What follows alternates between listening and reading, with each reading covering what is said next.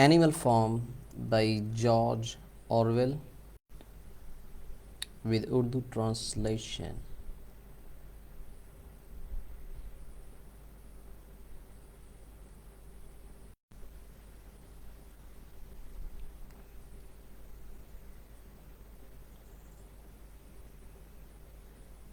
Janvaristan.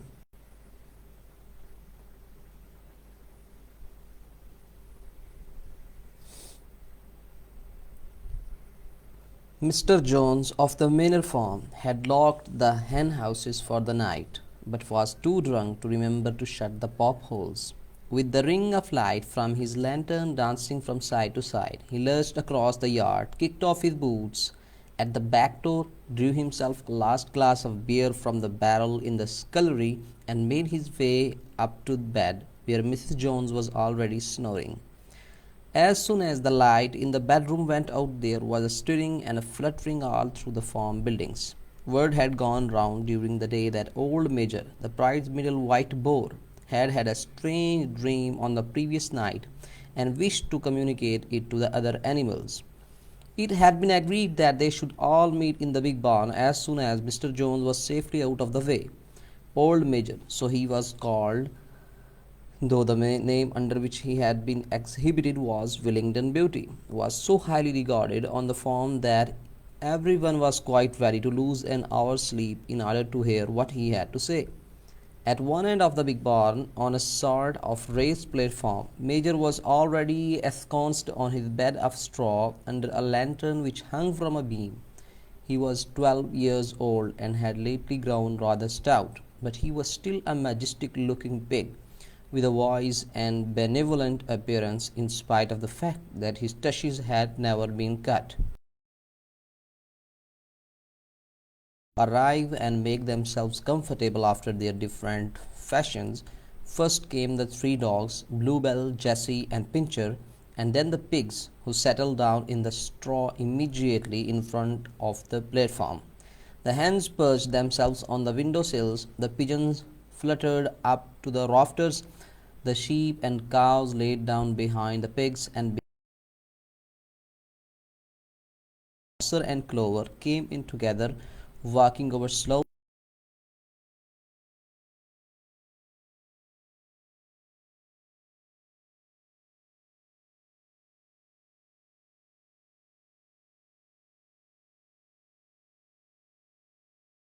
Approaching middle life, who had never quite got her figure back after her fourth fall. Boxer was an enormous beast, nearly 18 hands high and as strong as any two ordinary horses put together. A white stripe down his nose gave him a somewhat stupid appearance, and in fact he was not a first-rate intelligence, but he was universally respected for his steadiness of character and tremendous powers of work. After the horses came Muriel, the white goat, and Benjamin the donkey. Benjamin was the oldest animal on the farm and the worst tempered.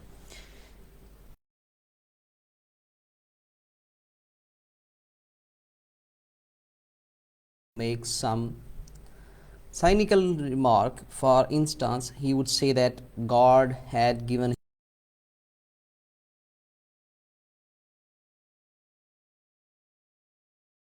no flies. Alone among the animals on the farm, he never laughed. If asked why, he would say that he saw nothing to laugh at. Nevertheless, without openly admitting it, he was devoted to Boxer. The two of them usually spent their Sundays together in the small paddock beyond the orchard, grazing side by side and never speaking.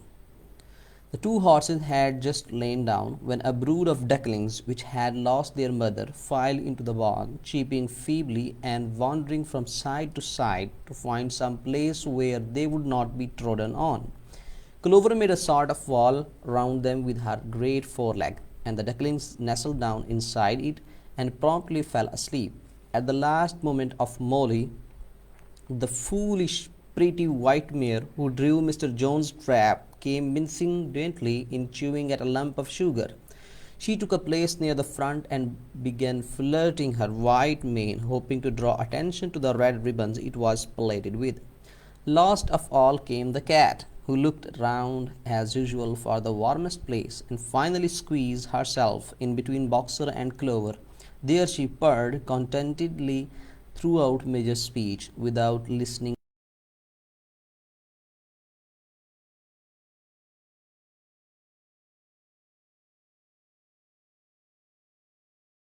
Perch behind the back door. All the animals were now present except Moses the tame raven, who slept on a perch behind the back door. When Major saw that they had all made themselves comfortable and were waiting attentively, he You have heard already about the strange dream that I had last night, but I will come to the dream later. I have something else to say first. I do not think, comrades, that I shall be with you for many months longer, and before I die, I feel it my duty to pass on to you such wisdom as I have acquired. I have had a long life. I have had much time for thought as I lay alone in my stall, and I think I may say that I understand the nature of life on this earth as well as any animal now living. It is about this that I wish to speak to you. Now, comrades, what is the nature of this life of ours? Let us face it. Our lives are miserable, laborious, and short. We are born, we are given just so much food as will keep the breath in our bodies. And those of us who are capable of it are forced to work to the last atom of our strength. And the very instant that our usefulness has come to an end, we are slaughtered with hideous cruelty. No animal in England knows the meaning of happiness or leisure after he is a year old. No animal in England is free. The life of an animal is misery and slavery. Is this simply part of the order of nature? Is it because this land of ours is so poor that it cannot afford a decent life to those who dwell upon it? No, comrades, 1,000 times no. The soil of England is fertile, its climate is good, it is capable of affording food in abundance to an enormously greater number of animals than now inhabit it. The single farm of ours would support a dozen horses, 20 cows, hundreds of sheep, and all of them living in a comfort and a dignity that are now almost beyond our imagining. Why then do we continue in this miserable condition? Because nearly the whole of the produce of our labor is stolen from us by human beings. Dear comrades, is the answer to all our problems. It is summed up in a single word: man. Man is the only real enemy we have. Remove man from the scene, and the root cause of hunger and overwork is abolished forever.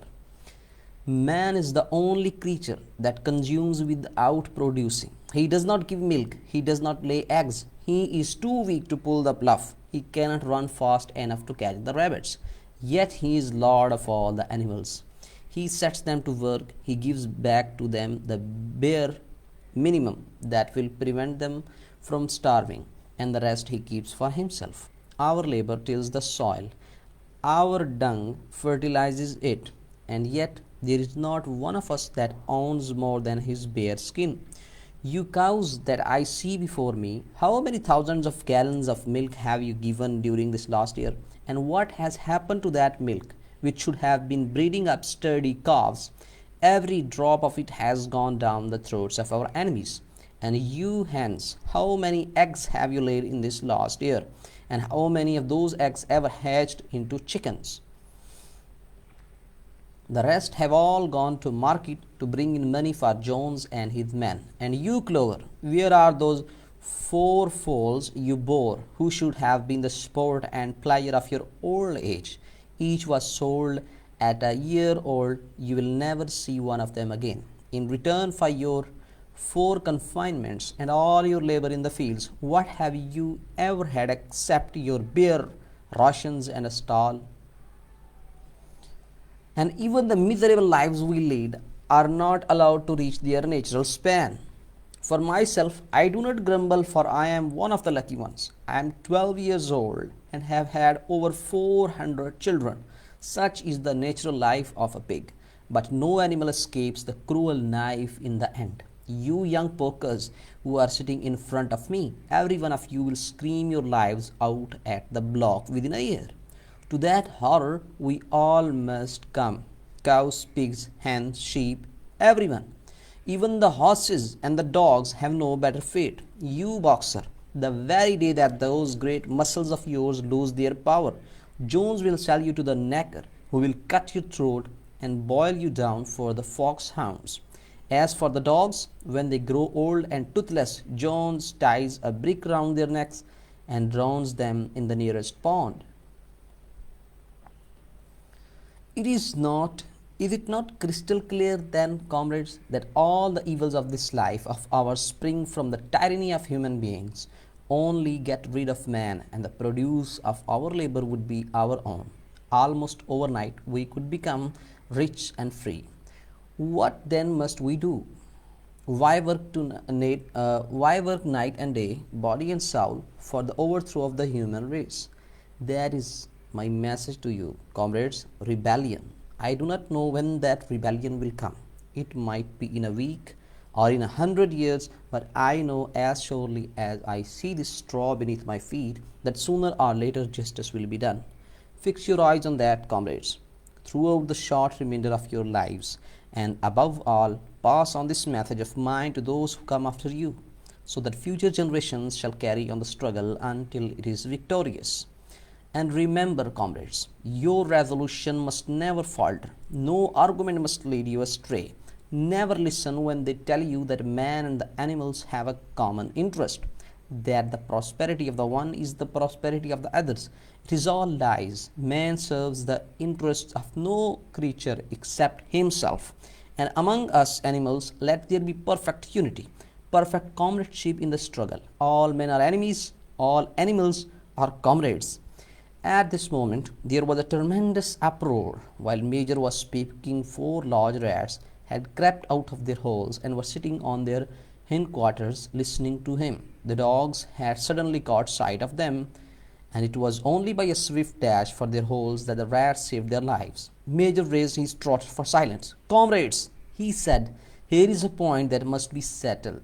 The wild creatures, such as rats and rabbits, are they our friends or are our enemies? Let us put it to the vote. I propose this question to the meeting. Are rats comrades? The vote was taken at once, and it was agreed by an overwhelming majority that rats were comrades. There were only 4 dissentients, the 3 dogs and the cat, who was afterwards discovered to have voted on both sides. Major continued, I have little more to say. I merely repeat, remember always your duty of enmity towards man and all his ways. Whatever goes upon 2 legs is an enemy. Whatever goes upon 4 legs or has wings is a friend. And remember also that in fighting against man, we must not come to resemble him. Even when you have conquered him, do not adopt his vices. No animal must ever live in a house, or sleep in a bed, or wear clothes, or drink alcohol, or smoke tobacco, or touch money, or engage in trade. All the habits of man are evil. And above all, no animal must ever tyrannize over his own kind. Weak or strong, clever or simple, we are all brothers. No animal must ever kill any other animal. All animals are equal.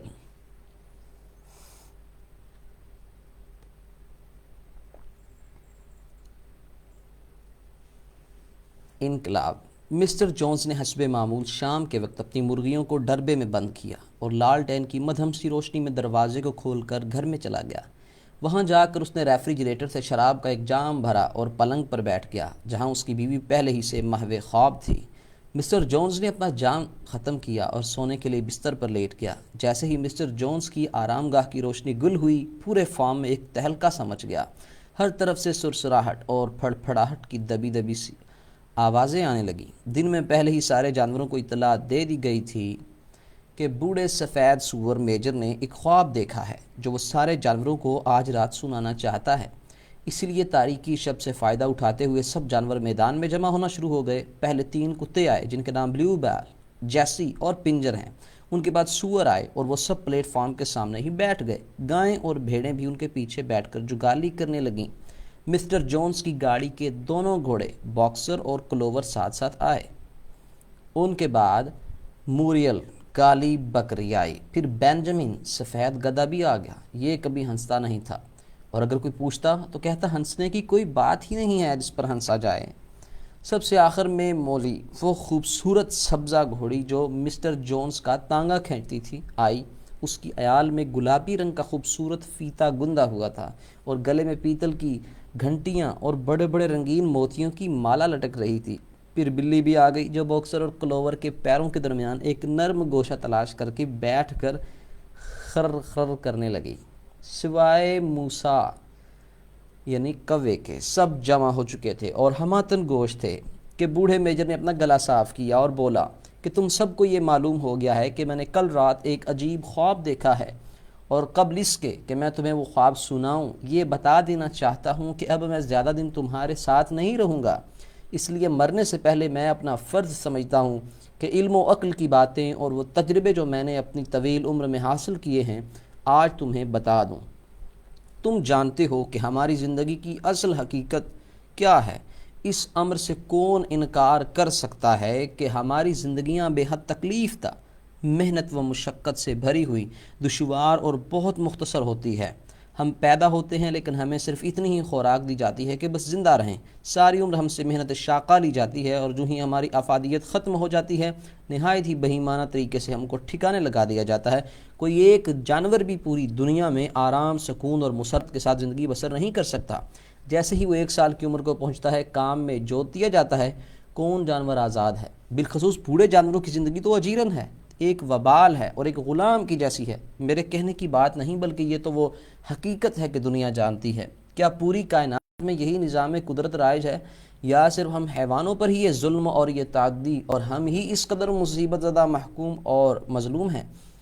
ایسی تو رضائے رب العالمین نہیں ہو سکتی۔ میرے ساتھیوں، میرے بھائیوں اور میری بہنوں، ایسا نہیں ہے، ہرگز ایسا نہیں ہے۔ ہمارے ملک کی سرزمین تو بہت ہی سرخیز ہے، اس کی آب و ہوا نہایت خوشگوار ہے، اور یہ ملک ایسا ہے کہ جس میں بے شمار جانوروں کے لیے خوراک پیدا ہو سکتی ہے۔ صرف ہمارا ایک فارم ہی 1 درجن گھوڑوں، 50 گایوں اور سینکڑوں بھیڑ بکریوں کی کفالت کے لیے کافی ہو سکتا ہے۔ تو ہم کو یہ تکلیف دہ زندگی کیوں گزارنی پڑ رہی ہے؟ ذرا سوچو اور سمجھو میرے دوستوں۔ تم جانتے ہو کہ اس کی وجہ صرف یہ ہے کہ وہ تمام پیداوار جو ہماری محنت سے حاصل ہوتی ہے یہ آدمی چرا کر لے جاتا ہے۔ اے میرے ساتھیوں، میرے دوستوں، اب سنو اور غور سے سنو۔ ہماری ساری مصیبتوں کا ایک ہی علاج ہے، ہماری تمام مشکلات کا صرف ایک ہی حل ہے، اور وہ ہے آدمی سے نجات۔ آدمی ہی ہمارا واحد دشمن ہے۔ تم آج آدمی کو صفحہ ہستی سے مٹا دو، تمہاری بھوک کا علاج ہو جائے گا۔ آدمی کو آج ختم کر دو، تم ہمیشہ کے لیے مصیبتوں سے چھٹکارا پا لو گے۔ صرف آدمی ہی وہ ہستی ہے جو بغیر کوئی کام کیے اور بغیر کچھ پیدا کیے کھاتا پیتا اور عیش کرتا ہے۔ وہ دودھ نہیں دیتا، انڈے نہیں دیتا، وہ اتنا کمزور ہے کہ خود ہل بھی نہیں چلا سکتا، گاڑی بھی نہیں کھینچ سکتا، وہ اتنا تیز بھی نہیں دوڑ سکتا کہ خرگوش تک کو پکڑ لے۔ اس پر بھی ہم تمام جانوروں کا مالک بنا بیٹھا ہے۔ وہ ہم سب کو الگ الگ کام پر لگاتا ہے اور صرف ضرورت بھر کا کھانا دیتا ہے، اتنا کہ فاقے سے مر نہ جائیں، باقی وہ خود اپنے لیے رکھ لیتا ہے۔ ہمارا گوبر ان کے کھیتوں کے لیے کھاد مہیا کرتا ہے، اور ہم اپنی محنت و مشقت سے کھیتوں کو جوتتے ہیں، اس پر بھی ہم کھال اور ہڈی ہو رہے ہیں۔ اے گایو، تم نے سال بھر میں کتنے 100 من دیا ہوگا؟ بتاؤ کہ یہ سب دودھ کہاں گیا؟ یہ تو تمہارے نونہالوں کو پلانے کے لیے تھا، لیکن کیا تم جانتے ہو کہ وہ سب تمہارے دشمنوں کے حلق میں اتر گیا؟ اے مرغیوں، تم نے سال بھر میں کتنے ہزار انڈے دیے ہوں گے؟ ان میں سے تم نے کتنے بچے نکالے؟ وہ انڈے بھی اس آدمی نے بازار میں بیچ دیے اور رقم خود رکھ لی۔ اے کلوور، وہ تمہارے خوبصورت 4 بچڑے کہاں ہیں؟ وہ جو تمہارے دل کی ٹھنڈک اور بڑھاپے کا سہارا تھے، وہ تو سب 1 سال کی عمر ہوتے ہی فروخت کر دیے گئے، اور اب تم انہیں زندگی میں کبھی نہیں دیکھ سکو گی۔ یہ آدمی ہمیں ہماری یہ بدبخت زندگی بھی پوری نہیں ہونے دیتا۔ مجھے خود کوئی گلا شکوہ نہیں، کیونکہ میں ان خوش نصیب جانوروں میں سے ہوں جنہوں نے عمر کے 12 سال پورے کر لیے ہیں۔ میری اولاد 400 سے تجاوز کر چکی ہے۔ بس یہی ایک سور کی فطری زندگی ہوتی ہے جو مجھے پوری حاصل ہوئی، لیکن عام طور پر یہاں جانوروں کا انجام تمہارے عضلات ڈھیلے پڑ جائیں گے اور تمہاری یہ توانائی سلب ہو جائے گی، تو جونز تمہیں قصاب کے ہاتھ بیچ دے گا۔ جو تمہارے گوشت کو، تمہاری کھال کو، تمہاری ہڈیوں تک کو فروخت کر دے گا۔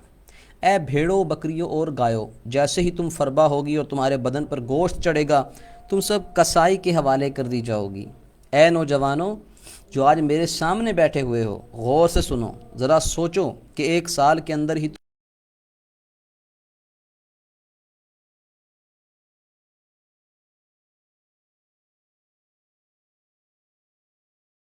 پتھر باندھ کر پوکھر میں ڈبو دے گا۔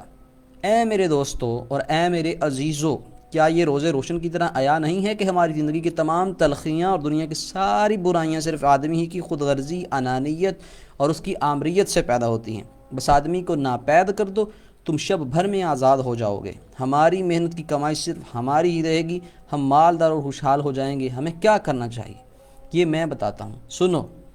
ہمیں چاہیے کہ ہم دن رات جان و دل کھپا کر آدمی کی نسل کو فنا کرنے میں لگ جائیں۔ میرے دوستوں اور ساتھیوں، آج یہی ایک پیغام ہے میرا تمہارے لیے، بس انقلاب۔ مجھے نہیں معلوم کہ یہ انقلاب کب آئے گا، کل، 1 ہفتے میں، 1 سال میں یا 100 سال میں۔ مجھے اس کا پورا یقین ہے، بالکل ایسے ہی جیسے یہ سبز گھاس میرے پیروں تلے ہے، کہ یہ انقلاب آئے گا ضرور، جلد یا بدیر یہ انقلاب آئے گا اور ضرور آئے گا۔ تمہارا فرض اب یہ ہے کہ اپنی باقی ماندہ زندگی کی تمام تر توجہ تم صرف اس پر ہی مرکوز کر دو۔ میرے پیارے دوستو، میرے عزیزو، میرا یہ پیغام تم ان تک ضرور پہنچا دینا جو تمہارے بعد آئیں گے، تاکہ آنے والی نسلیں یہ جد و جہد جاری رکھیں اور خدا کرے وہ کامیابی سے ہمکنار ہوں۔ اے میرے عزیزو، دیکھو، یہ تمہارا جذبہ کبھی ماند نہ پڑنے پائے، کسی کی بات یا کوئی بحث تمہیں گمراہ نہ کرنے پائے، اور اگر کسی نے کہا بھی کہ آدمی اور جانور کا نسب العین تو ایک ہی ہے، تو اس کی بات ہرگز نہ سننا۔ یہ کہنا کہ جانوروں کی خوشحالی آدمیوں کی خوشحالی سے وابستہ ہے، محض ایک فریب ہے، دھوکہ اور جھوٹ ہے۔ آدمی سوائے اپنے کسی اور کے حالات سے ہرگز دلچسپی نہیں رکھتا۔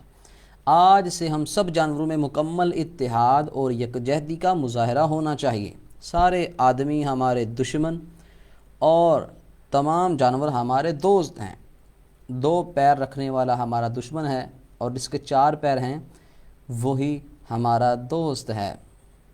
یہ بھی یاد رکھنا کہ کبھی بھی آدمی کی نقل نہ کرنا، اس جیسی اپنی شکل نہ بنانا، اور جب بھی تم اس پر فتح پالو تو اس کے گناہوں کو اپنا نہ بنانا۔ شراب کبھی نہ پینا، تمباکو بھی نہ پینا، نہ کھانا، کپڑے نہ پہننا اور نہ پلنگ پر کبھی سونا، نہ مکانوں میں ان کی طرح رہنا، نہ پیسے کو ہاتھ لگانا، نہ کسی تجارت یا کاروبار میں ملوث ہونا۔ دیکھو، آدمی کی یہ تمام حرکتیں گناہ کبیرہ ہیں۔ اور ہاں، یاد رکھنا، میجر نے کہا، سب سے بڑی بات یہ ہے کہ کوئی جانور کسی جانور پر کبھی جبر نہ کرے۔ کمزور اور طاقتور، عقل مند اور بیوقوف، چالاک اور گاؤدی، سب جانور بھائی بھائی ہیں، ہم سب جانور ایک قوم ہیں۔ اتنا کہنے کے بعد بوڑھے میجر نے کہا، لو، اب وہ خواب سنو جو میں نے کل رات دیکھا تھا۔